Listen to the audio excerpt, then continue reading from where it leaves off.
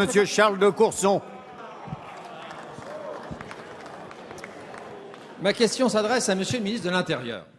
Monsieur le ministre, les crimes antisémites de Mohamed Merah à Toulouse et de Mehdi Menmouche à Bruxelles sont odieux.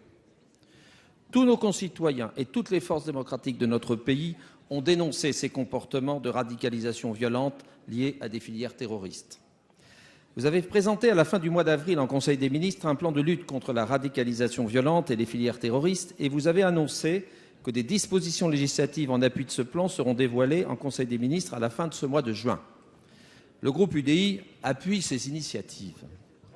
Mais une politique équilibrée de lutte contre la radicalisation violente et les filières terroristes ne passe pas simplement par des mesures de répression et des mesures curatives. Il convient de développer, comme l'ont fait plusieurs pays européens, des actions de prévention dans les écoles, dans les quartiers, dans les médias, pour lutter contre la radicalisation des esprits, afin de montrer à tous les jeunes Français les dangers que font courir à la communauté nationale tous ceux qui prêchent la haine, le rejet de l'autre, voire sa destruction. Monsieur le ministre de l'Intérieur, pourriez-vous préciser à la représentation nationale, au-delà des mesures préventives et curatives que vous avez déjà annoncées, le contenu des mesures de prévention destinées à lutter contre la radicalisation des esprits que vous envisagez de mettre en place? Merci. La parole est à Monsieur Bernard Cazeneuve, ministre de l'Intérieur. Monsieur le député Charles de Courson, merci pour votre question. Je voudrais à mon tour m'incliner devant la mémoire de ceux qui sont tombés au musée juif de Bruxelles. Je me rendrai d'ailleurs juste après cette séance à Bruxelles avec mon homologue belge pour une cérémonie d'hommage. Et je voudrais dire à quel point vous avez eu raison d'insister sur la dimension de violence barbare qui s'attache à ces actes et qui doit nous mobiliser tous. Vous avez raison également d'insister sur le fait qu'il faut des mesures répressives, mais qu'elles ne sont pas le seul volet des actions à mettre en œuvre.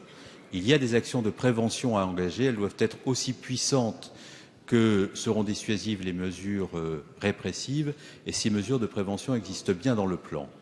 Comment? D'abord, lorsque nous voulons prévenir les départs, nous sommes dans la prévention. Nous le faisons à travers les mineurs. J'ai pris une instruction pour que, lorsque des signalements de jeunes souhaitant partir sont communiqués au service de l'État, nous puissions immédiatement, par l'inscription de ces jeunes au fichier des personnes recherchées ou par un signalement au système Schengen, éviter ces départs. Par ailleurs, dans l'action de démantèlement des filières, il y a également des mesures préventives. C'est le cas notamment sur Internet. Nous avions ce matin un débat très intéressant en commission des lois autour de la proposition de loi du député Larrivé. Nous avons l'intention de faire en sorte que sur Internet, nous puissions couper des accès à des images, à des vidéos qui peuvent accompagner ce basculement. Demain matin, à Luxembourg, les ministres des Affaires intérieures de l'Union européenne travailleront ensemble à une action conjointe à destination des fournisseurs d'accès de manière à pouvoir lutter efficacement. Et puis enfin, il y a l'accompagnement des familles. J'ai rédigé une instruction au préfet de manière à ce que lorsqu'un cas nous est signalé, il y ait des compétences éducatives, médicales qui entourent le jeune pour éviter le basculement. Monsieur le ministre, la séance des questions au gouvernement est terminée. La séance est suspendue.